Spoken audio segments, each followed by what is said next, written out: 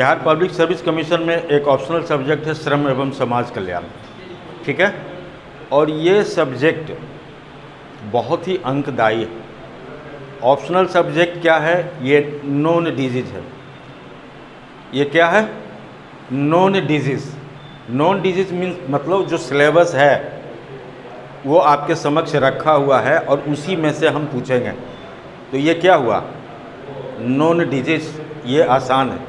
GS1 और GS2 unknown है। वो क्या है? अननोन डिजीज है, GS1 और GS2। तो ये आपके समक्ष नोन है कि समस्या क्या है, समाधान क्या है, वो आपके समक्ष है। सिर्फ मंथन करने की आवश्यकता है। तो लेबर एंड सोशल वेलफेयर ही क्यों?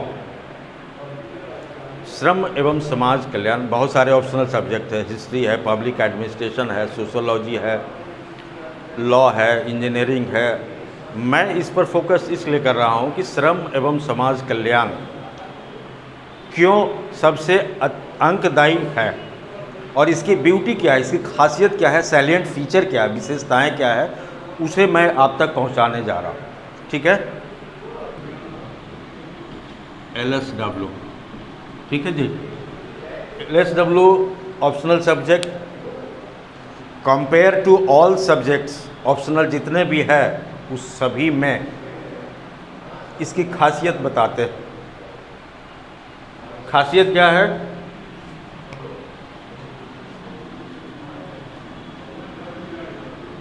इसमें एक सेक्शन 1 या पार्ट 1, ठीक है, पार्ट 1 सेक्शन 2,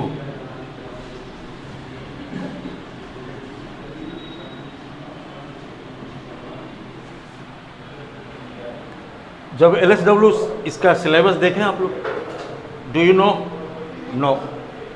ये जानिए कि इसके अंतर्गत जब इस सिलेबस को दृष्टिकोण कीजिएगा, when you will visualise,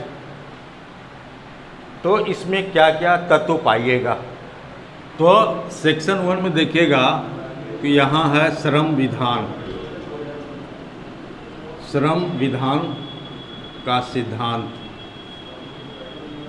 just listen, don't write anything, just listen और अपने हार्ड डिस्क में इसको एनालाइज कीजिएगा, ठीक है। लिसन अटेंटिवली कि अन्य जो विकल्प पेपर है उससे यह किस तरह से भिन्न है और किस तरह से सबसे ज़्यादा अंकदायी है।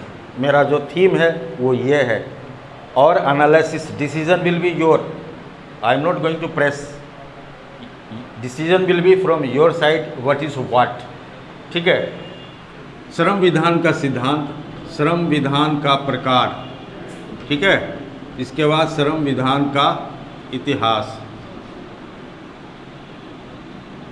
इसके बाद भारतीय संविधान में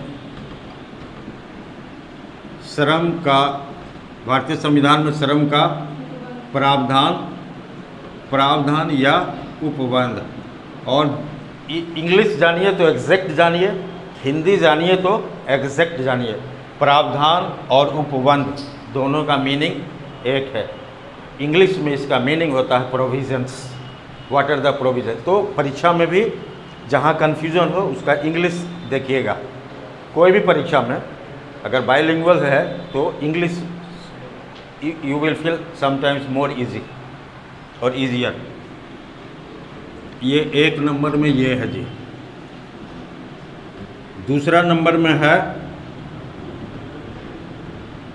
श्रम विधान, ठीक है, लेबर लेजिस्लेशन। इसके अंतर्गत क्या है? 11 एक्ट है, 11 एक्ट है। वो क्या क्या है मैं शॉर्ट में लिखता हूँ, क्योंकि लिखना नहीं है, समझिए पहले। ये इस 2 के अंतर्गत 1 से लेकर 11 एक्ट है।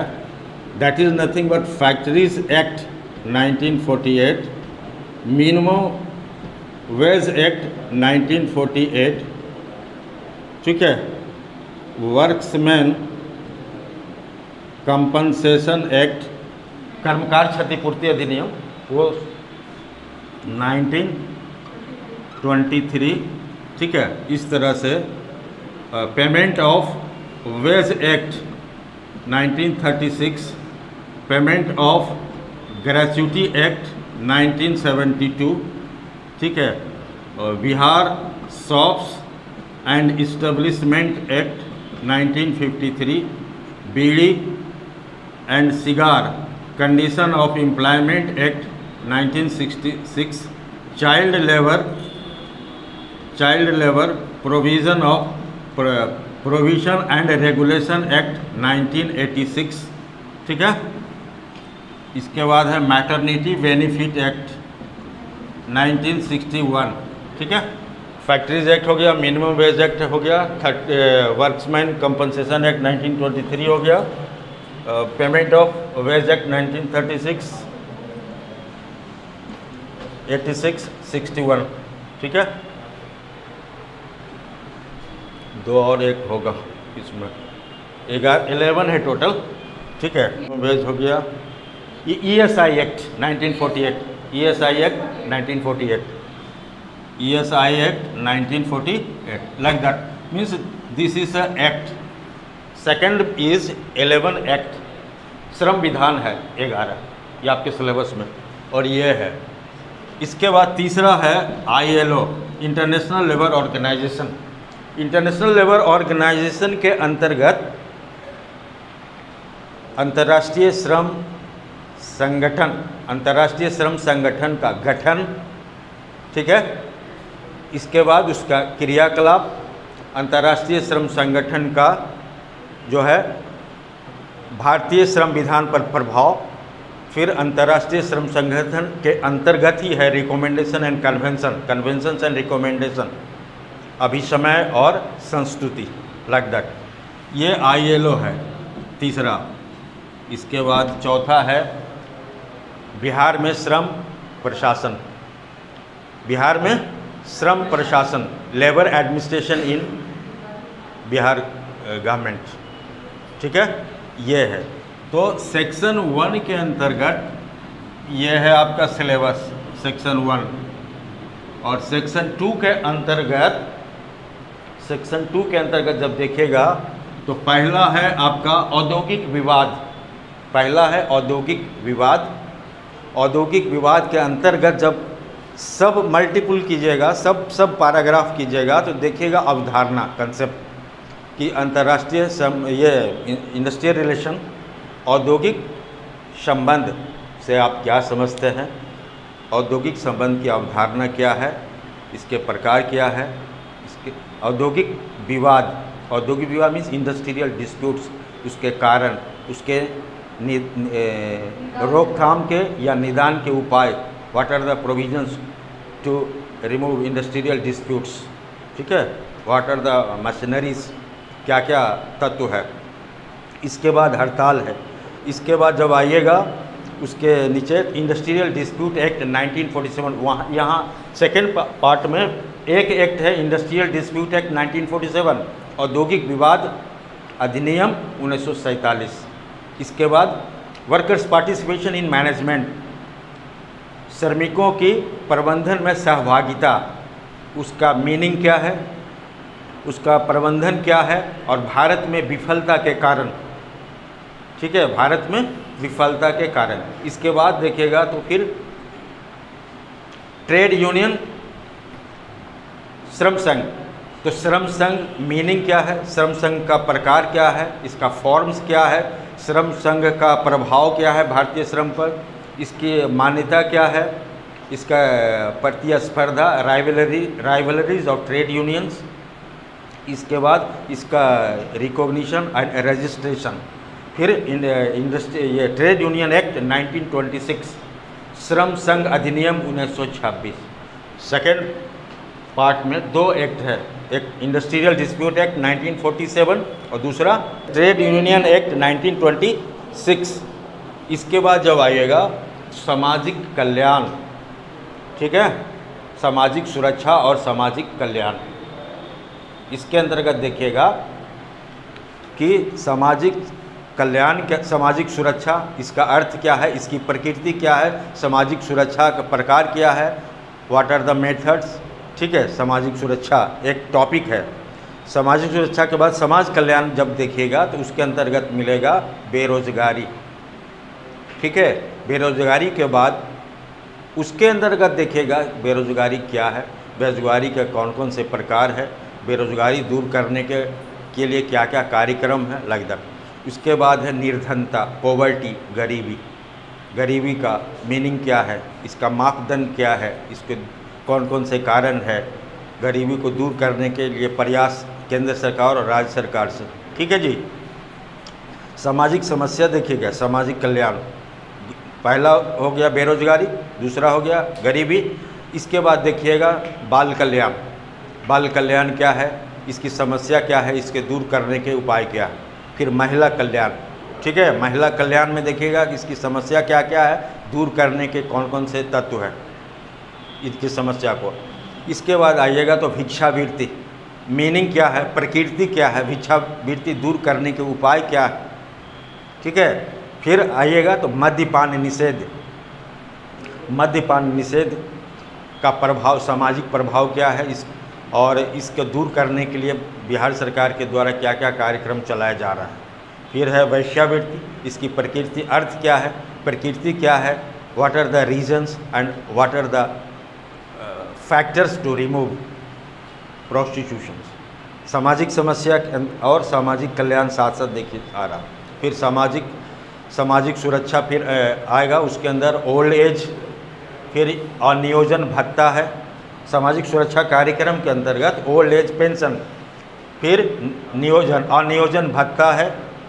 फिर सामाजिक सुरक्षा के लिए कौन कौन से कार्यक्रम भारत सरकार का अलग, बिहार सरकार के लिए द्वारा अलग जो चलाए जा रहे हैं, उस योजनाओं को भी आपको अपडेट रखना होगा। ठीक है, तो ये सेकेंड पार्ट में दो, अगर सेक्शन 2 में देखिएगा तो ए और बी जब देखिएगा तो इसमें इंडस्ट्रियल रिलेशन, औद्योगिक संबंध, और ट्रेड यूनियन के बाद नीचे सामाजिक कल्याण, सामाजिक सुरक्षा। ठीक है, तो this is a concept of labour and social welfare. ये विषय है आपके समय, ये नॉन डिजीज का जो है तत्व आपके समक्ष है। फिर इसको जब गहराई से विजुअलाइज कीजिएगा तो GS1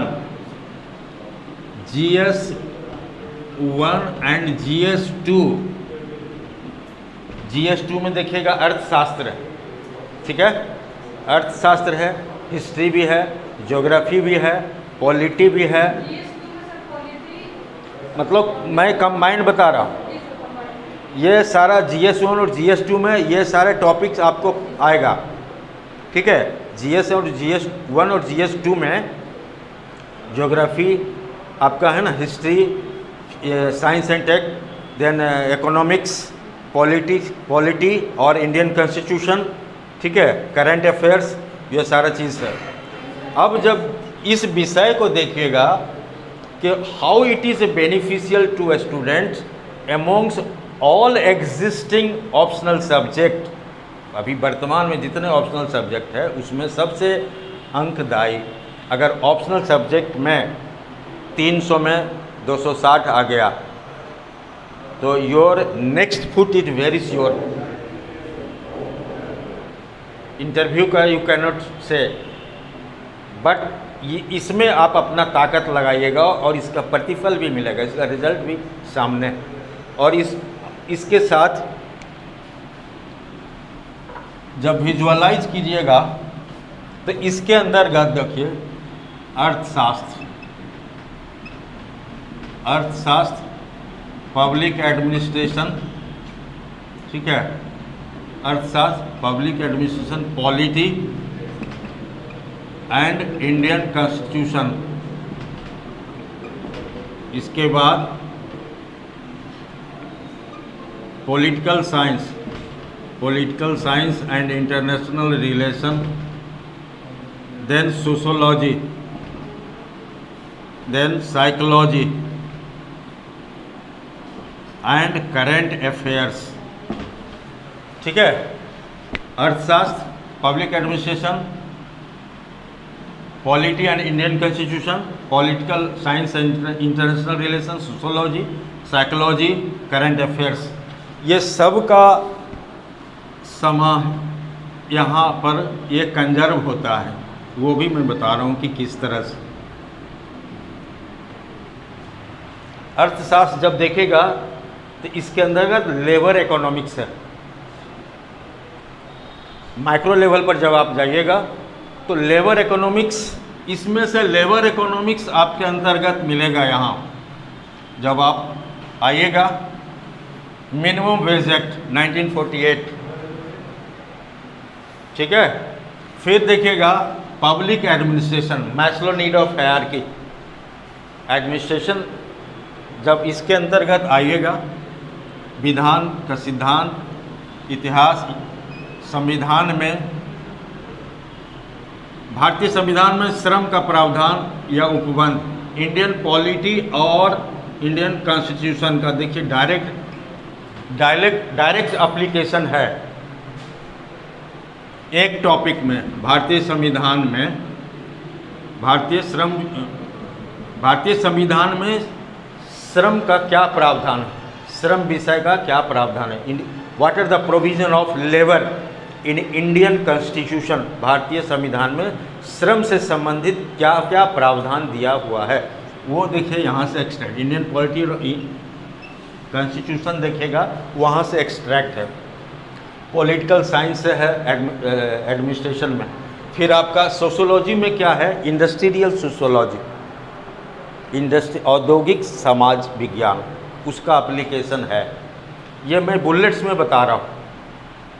साइकोलॉजी है इंडस्ट्रियल साइकोलॉजी, कि एक ही काम को करते करते आदमी थक जाता है और क्या है ना कि रिजल्ट स्टैग्नेंट रहता है, फिर उसमें उन्नयन इंक्लाइनेशन नहीं रहता है एक ही काम को। फिर उसके लिए क्या प्रावधान है कि फैक्ट्री में देखते ट्रेनिंग प्रोग्राम करता है कि नया स्किल डेवलप कीजिएगा तो इफ़िशियंसी भी बढ़ेगा। मोरल एंड मोटिवेशन, जब मैनेजमेंट थ्योरी देखिएगा तो उसमें दो वर्ड आएगा, मोरल और मोटिवेशन। मोटिवेशन क्या करता है, वर्क परफॉर्मेंस को बढ़ाता है। इसलिए बैंकिंग इंस्टीट्यूट जो फाइनेंशियल इंस्टीट्यूट है उसमें देखिएगा कि अगर 8 घंटा के बाद 9वां घंटा 1 घंटा अगर अधिक काम किया तो उसको डबल रेट से मतलब फाइनेंशियली बेनिफिट देते हैं। किस लिए, मोटिवेशन के लिए, मोनोटोनस नहीं हो, काम के प्रति उत्साह और बढ़े, मोनोटोनस रहे, मोनोटोनस को हटाए प्रवृत्ति को, तो मोटिवेशन।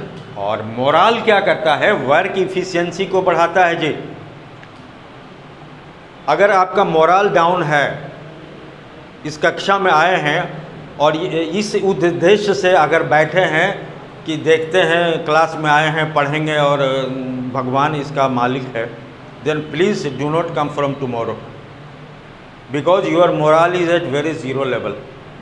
मोरल तो ऐसा होना चाहिए, क्योंकि अभी आप गार्जियन सभी लोगों को क्लास में भेजे हैं पढ़ने के लिए, एक ऑब्जेक्टिव लेके आप यहाँ आए कि मुझे बीपीएससी क्रैक करना है। आपके पास एक मोटो है, एक लक्ष्य है, बीपीएससी क्रैक करना है, और इसको कैसे क्रैक करेंगे, स्ट्रेटजी के तहत। वो मोरल जो है, सबसे पहले आत्मविश्वास और मोरल मतलब अभिप्रेरणा को बहुत ही मजबूत रखना होगा। मोरल कैसे होगा, मोरल क्या करता है, ये आपकी इफ़िशियंसी को बढ़ाता है। मोरल क्या करता है, जैसे एक रिक्शा पुलर है, वो अगर आप बैठ गए, घर पर आ गए आप, अगर 10 रुपया उसका किराया है, अगर आप 20 रुपया दिए, वो क्या करेगा, आपके पास बड़ा सा सूटकेस है, जो ही 20 रुपया आप दीजिएगा त्यों ही उसके अंदर एक मोरल आएगा, हाई वेलोसिटी। वो क्या करेगा मालूम है, बिना कुछ कहे आपके दरवाजे पर उतार दिया, again and further he will lift your suitcase and put it in your court yard. आपके आंगन में जाकर रख के with gladly he will come, because that 10 rupees extra has generated moral high. उसका मोरल क्या है, his expectation level was 10 rupees, his expectation level की 10 रुपया मुझे मजदूरी में लगा, और वहाँ क्या मिला 20 रुपया। तो उसका मोरल क्या हुआ? इंटरनेशनल जब देखिएगा इंडस्ट्रियल रिलेशन वर्ल्ड लेवल पर, जापान में वहाँ भी स्ट्राइक होता है। एक उद्योग में बोनस देना बंद कर दिया और जूता फैक्ट्री था, जूता का प्रोडक्शन डबल है लेकिन मार्केट में नहीं पहुंच रहा है। फिर जब विजुअलाइज किया गया तो देखा कि एक ही पैर का 2 जूता बना रहा था, तो एक ही पैर का 2 जूता कौन खरीदेगा? फिर प्रबंधक ने उसके बोनस को मान्यता दिया कि ठीक है हम बोनस देंगे। फिर with in half an time of that दूसरे पैर का जूता बनाया। समझे कुछ? तो मोरल इज हाई और low, your moral should be very high. तो यहाँ क्या देख रहे हैं कि लेबर एंड सोशल वेलफेयर में ये है एक्ट में जो मार्क्स मिलता है वो मैथमेटिक्स जैसा मिलेगा जी।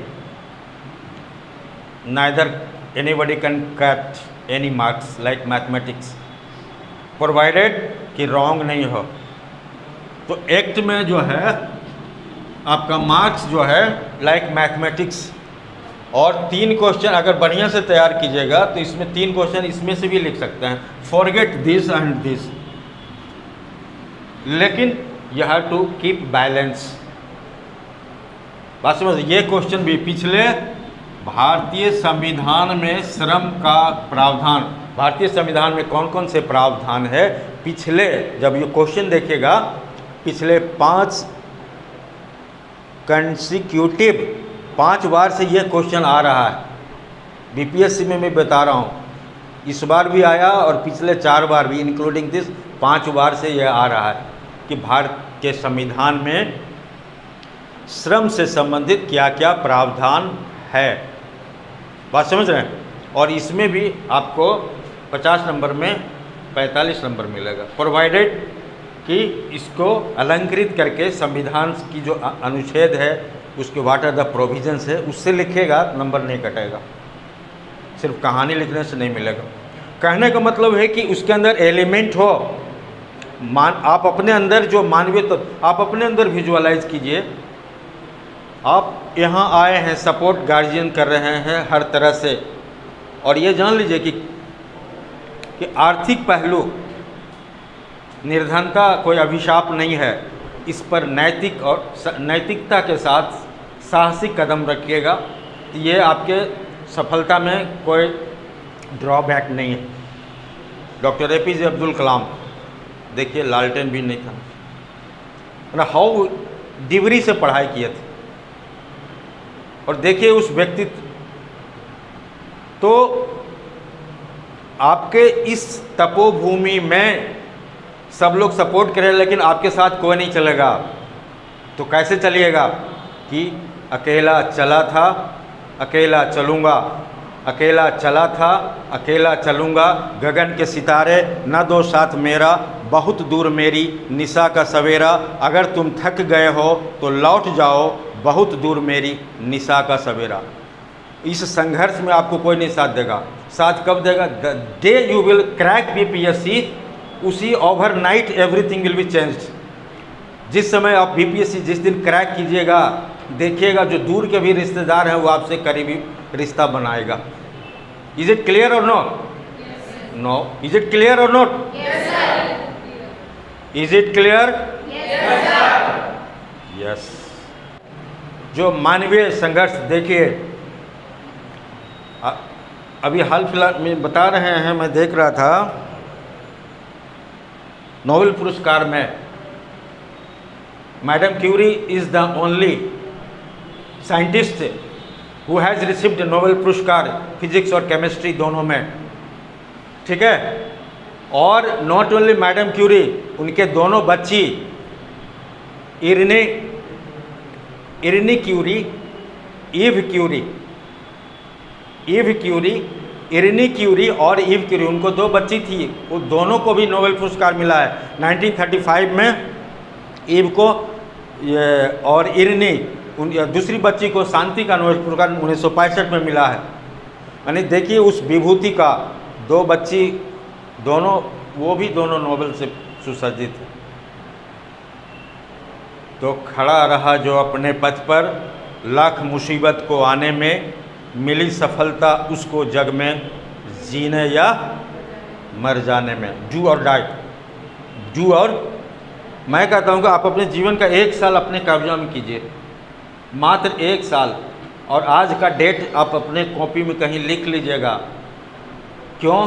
अगला इसी डेट को देखिएगा, इसी में से कोई एसडीएम मिलेगा, कोई डीएसपी मिलेगा। मैं गारंटी के साथ बोल रहा हूँ, मैं ऐसे नहीं बता रहा हूँ।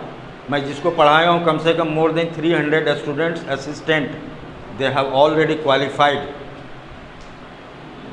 डीएसपी कोई डिस्ट्रिक्ट एजुकेशन अफसर है, इसलिए इतना बैलेंस्ड जो निकल रहा है, इतना बैलेंस निकलने के पीछे आप समझ सकते हैं वेरी हार्ड वर्क। और मैं सैन्य जीवन से, पढ़ाई लिखाई से कोई कोसों दूर, लेकिन उसको ज़मीन से जोड़ के रखा हूँ। रात में भी कल एलएसडब्ल्यू की दुनिया में क्या होगा उतना अपडेट रखना चाहता हूँ।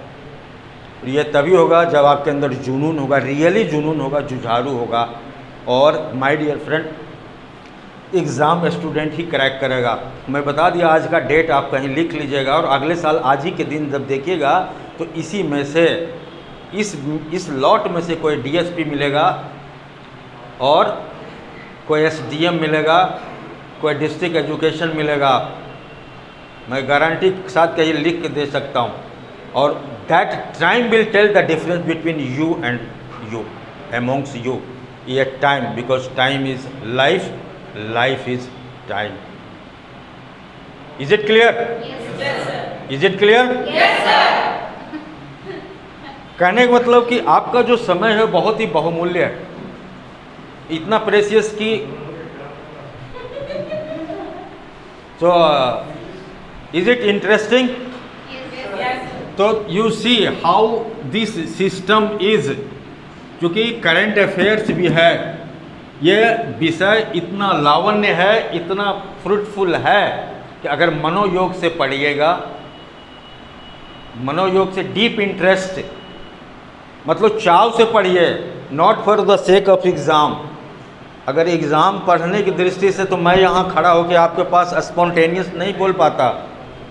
मैं सैन्य जीवन से था, और पटना यूनिवर्सिटी में एक विद्यार्थी केन्या से भी आए थे, क्योंकि भारत में एलएसडब्ल्यू की पढ़ाई, आज़ादी का जो पहला पार्लियामेंट जो सिस्टम था, जो इलेक्शन हुआ, उसमें अपने बिहार के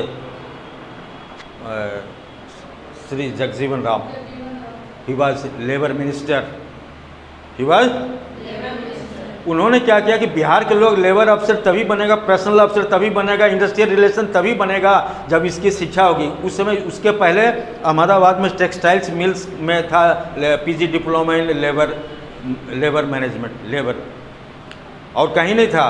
दूसरा, उन्होंने यूजीसी से मान्यता लेकर के लेबर डिपार्टमेंट्स में करके 1940 और 49 में पटना यूनिवर्सिटी में पीजी डिप्लोमा करवाए स्टार्ट। 50 से यहाँ पढ़ाई होती है पीजी के। Is it clear? विजन देखिए उस व्यक्ति का। और अभी भी पूरे भारत में बिहार के लोग लेबर अफसर, पर्सनल सीनियर पोजीशन में छाए हुए हैं। जब झारखंड और बिहार एक था, पटना यूनिवर्सिटी जो एलएसडब्ल्यू पढ़ाई करते थे, 3-3 जॉब रिजर्व रहता था बिफोर पासिंग आउट। एक्सएलआई जो जमशेदपुर में जेवियर लेबर रिलेशन इंस्टीट्यूट, उसका क्वेश्चन भी यहीं से सेट करते थे वो लोग भी। वहाँ अभी भी आज के डेट में भी मात्र इस विषय के लिए एक बहुत बड़ा लाइब्रेरी है। कहाँ? पटना यूनिवर्सिटी में। कहीं एक विषय का लाइब्रेरी देखें? इस विषय के लिए एक बहुत बड़ा लाइब्रेरी है एलएसडब्ल्यू का। तो this is a glorious past. और मुझे भी अपॉर्चुनिटी मिला पढ़ने का, और मैं बहुत ही चाव से, मनोयोग से पढ़ा इस विषय को, एक एक एलिमेंट को एक्सप्लेन। कोई ऐसा बुक्स नहीं है, क्योंकि I have studied in English medium. यहाँ जब मैं गया तो मैं देखता हूँ कि 95% 90% स्टूडेंट हिंदी मीडियम में, but it doesn't make difference. आपका जो एलिमेंट है, मानवीय तत्व है, और जो स्टेटमेंट है, वो पावरफुल होना चाहिए प्रेजेंटेशन। जैसे आप हिंदी जानते हैं, मैं ये नहीं पूछूंगा कि आपका नाम क्या है। मैं जब भी पूछूंगा, चूँकि आप हिंदी की आत्मा को जानते हैं, कि आप अपने शुभ नामों को हिंदी वर्णमाला के किन किन अक्षरों से सुशोभित करने का सुअवसर प्रदान किया है।